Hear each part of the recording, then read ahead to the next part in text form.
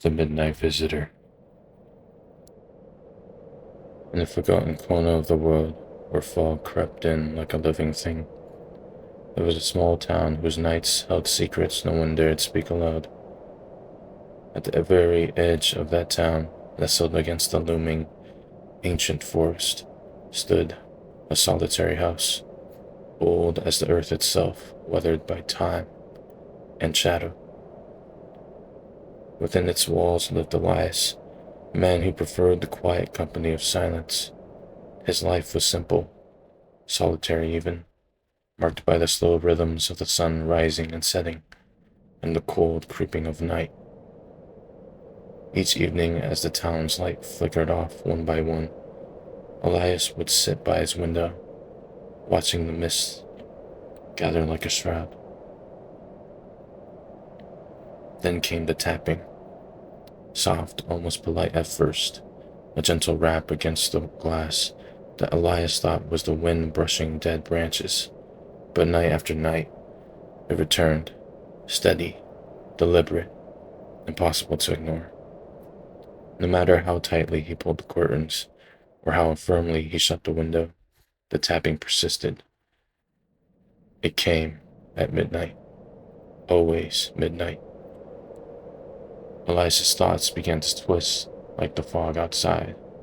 Was it a message, a summons, or something darker? He would lie awake, heart hammering, staring into the black glass. Sometimes the tapping would stop, only to resume, louder, more urgent, like a heartbeat pounding against the skull. He grew restless. The silence of the house, once a comfort, now felt like a cage. One night, the fog was thick enough to swallow the moon. The world outside blurred into a ghostly haze. The tapping came again, slowly and steadily, almost pleading. Elias rose from his bed, muscles stiff, mind a whirlwind of dread and curiosity. His bare feet met the cold wooden floor. Each step was a whisper in the stillness. He pulled back the curtain. The world beyond the glass was a void of swirling mist, cold and indifferent. Then, through the fog, a shape emerged. Not quite human, not quite shadow. A pale figure stood there, faceless, with deep hollows where eyes should have been. Nothing but darkness staring back. It was neither alive nor dead, but something in between. The tapping began again, slow, rhythmic. Elias felt an irresistible pull, a thread of cold fear weaving through his bones. His hand trembled as he reached out and opened the window. A breath of icy air swept in, sharp and biting.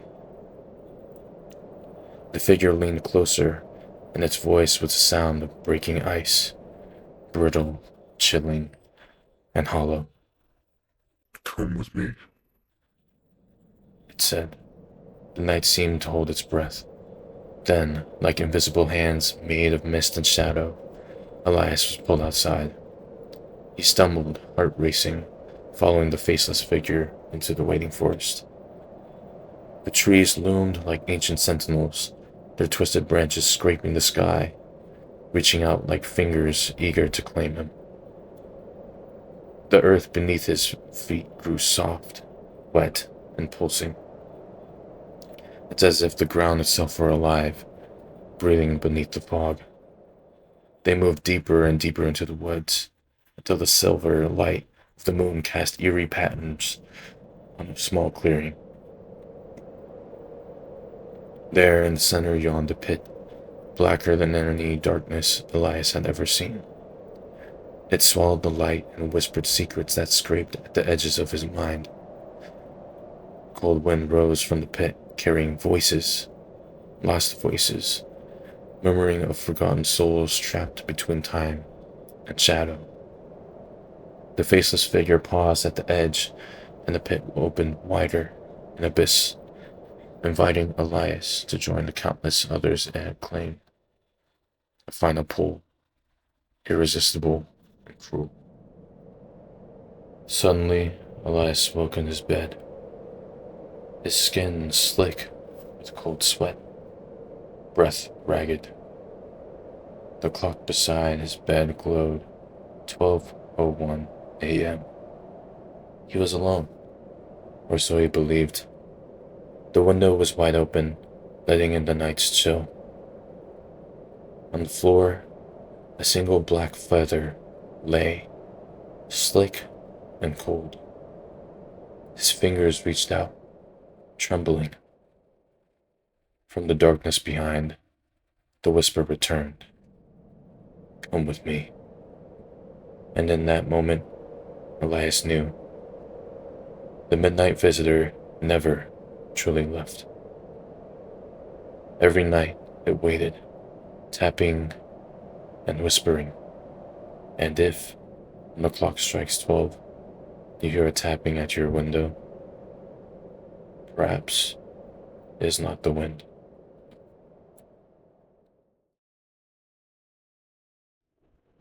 The Hollow Room. The old boarding house on Gallows Street had been empty for decades. The locals avoided it, speaking of it only in half sentences and nervous glances. The structure was not ruined. In fact, it stood remarkably intact, but there was something about it that felt wrong.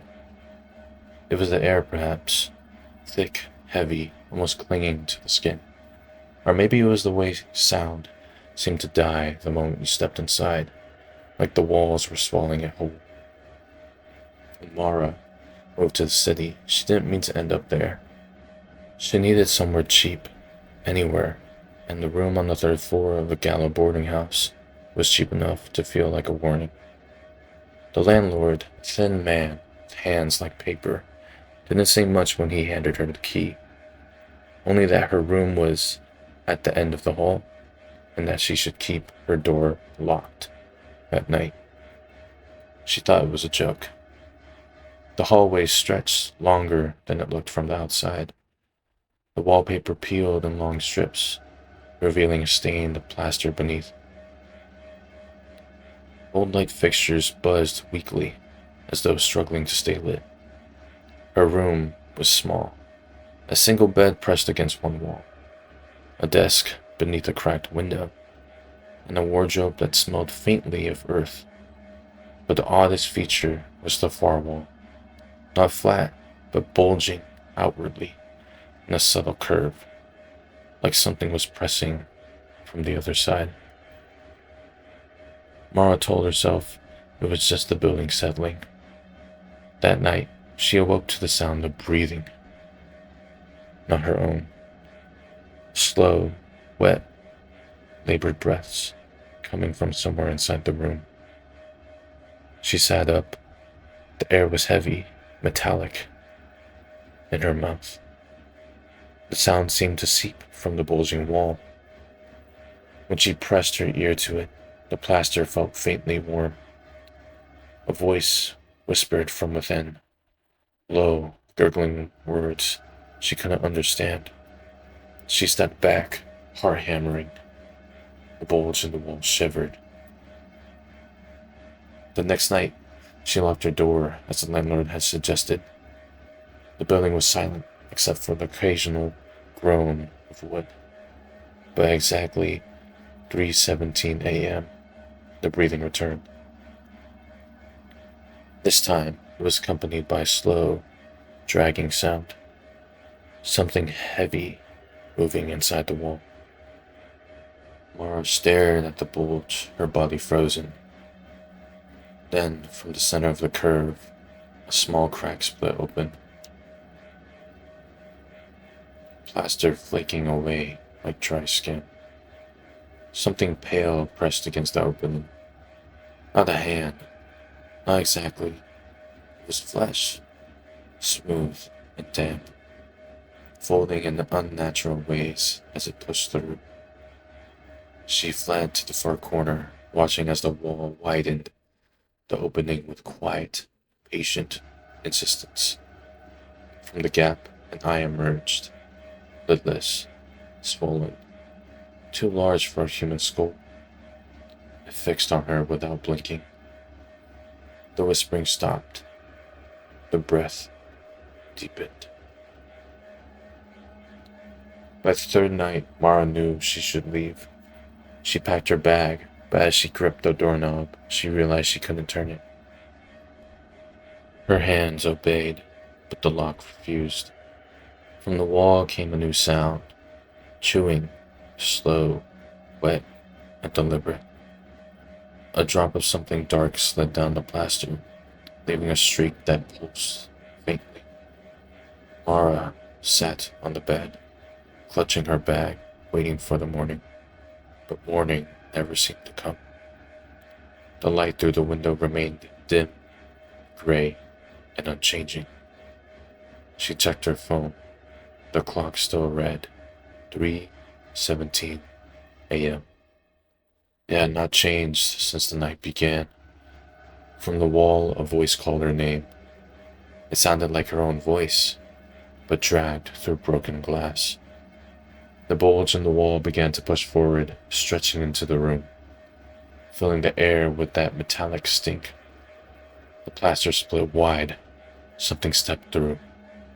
It had no face, only a smooth expanse of skin where features should be, but its head tilted like it could see her perfectly. Its body moved wrong, joints bending too far, each step accompanied by the sound of wet cloth tearing.